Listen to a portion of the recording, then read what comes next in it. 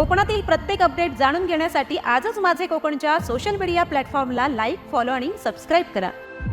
रत्नागिरी जिल्ह्यातील जलजीवन मिशन योजनेतील बोगस कामांबाबतचा प्रश्न शिवसेना नेते आमदार श्री भास्करराव जाधव यांनी विधानसभेत चांगलाच उचलून धरलेला आहे। याबाबत कारवाईची देखील मागणी भास्कर जाधव यांनी केली आहे। पाहूया। सन्माननीय अध्यक्ष महोदय, रत्नागिरी जिल्ह्यातील जलजीवन मिशन योजनेतील कामांचा उडालेला बोजवारा आणि जिल्ह्याचा टंचाई आराखडा वेळेत तयार न झाल्याबाबत मी विधानसभेत तारांकित प्रश्न केला होता। तो चर्चेला आला तेव्हा याविषयी स्वतंत्र बैठक घेण्याचे आश्वासन राज्याचे तत्कालीन ग्रामीण पुरवठा मंत्री श्री गुलाबराव पाटील यांनी दिले होते। त्यानुसार फेब्रुवारी 24 मध्ये त्यांनी मंत्रालयामध्ये या संदर्भामध्ये बैठक देखील आयोजित केली। जलजीवन मिशन योजनेअंतर्गत रत्नागिरी जिल्ह्यात सुरू असलेली पाणी योजनांची कामे ही केवळ दिखावा आहे। 25% सुद्धा कामे झालेली नाहीत ही बाब या बैठकीत उघडकीस झाली होती। पत नसलेल्या एकेका ठेकेदाराने 100, 200 कोटी रुपयाची कामे घेऊन ठेवलेली आहेत। ती कामे करत नाहीत।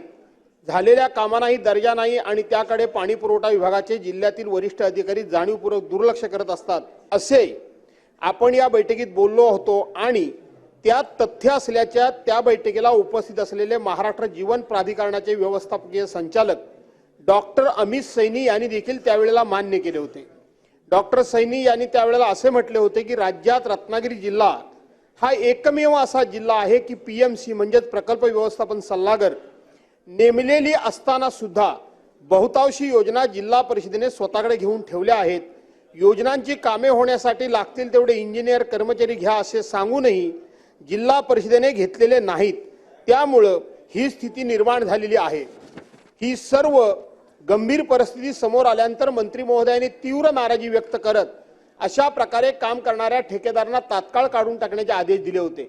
कामाच्या तपासणीसाठी मुख्य अभियंता अधीक्षक अभियंता ठाणे यांचे विशेष पथक तात्काळ गुहागरसह जिल्ह्यात पाठवण्याचेही आदेश त्यांनी दिले होते। परंतु गेल्या 10 महिन्यात ना कोणतीही चौकशी आली ना कोणावर कारवाई झाली। शासनाची महत्त्वाकांक्षी योजना चांगल्या प्रकारे राबवली जावी आणि जनतेच्या पाण्याचा प्रश्न कायमचा सुटावा यासाठी आम्ही अतिशय चांगले नियोजन केले होते। कारण या योजनेतून कामांना मंजुरी द्यायची होती त्यावेळेला जिल्हा परिषद अस्तित्वात होती। परंतु नंतर जिल्हा परिषदेचा कार्यकाळ संपला, निवडणुका झाल्या नाहीत। त्यामुळे जिल्हा परिषद प्रशासन, पाणी पुरवठा विभागाचे अधिकारी आणि ठेकेदार यांच्या हितसंबंधातून झालेला कामाचा अक्षरशः बोजवारा उडालेला आहे आणि हे मंत्र्यांच्या उपस्थितीमध्ये लक्षात देखील आलेलं आहे। आजही जिल्ह्यात अनेक ठिकाणी योजनांची कामे अर्धवट आहेत। झालेली कामे निकृष्ट दर्जाची असल्यामुळे योजना कधी बंद पडतील हे सांगता येत नाही अशी परिस्थिती आहे। शासनाचे शेकडो कोटी रुपये वाया गेले आहेत। ही बाब अतिशय गंभीर आहे आणि ही लक्षात यावी म्हणून तत्कालीन मंत्र्यांनी दिलेल्या आश्वासनाप्रमाणे सखोल चौकशी होऊन संबंधितांवर कठोर कारवाई करण्यात यावी अशी मागणी मी या औचित्याच्या मुद्द्याद्वारे अध्यक्ष महोदय करतोय।